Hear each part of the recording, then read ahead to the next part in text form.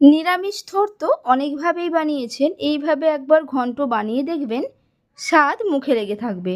এটা বানানোর জন্য থোড়কে ছোট ছোট করে কুচিয়ে নিয়ে তারপর ধুয়ে পরিষ্কার করে নিয়েছি।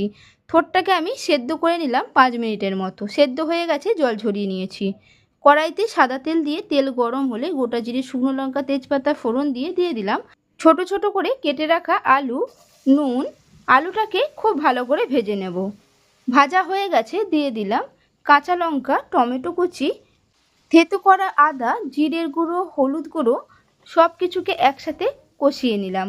কষানো হয়ে গেছে, দিয়ে দিলাম গোবিন্দভোগ চাল, যেটাকে 10 মিনিট আগে ভিজিয়ে রেখেছিলাম।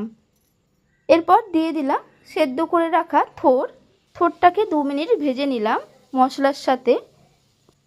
অল্প জল দিয়ে মিশিয়ে নিয়ে ঢাকনা আটকে হতে দিলাম 10 মিনিটের জন্য। 10 মিনিট পর ঢাকনা খুলে নিয়েছি। দেখুন আলু আর চালগুলো খুব ভালোভাবে সেদ্ধ হয়ে গেছে। শেষে এর মধ্যে দিয়ে দিলাম চিনি, ঘি, গরম মশলার গুঁড়ো।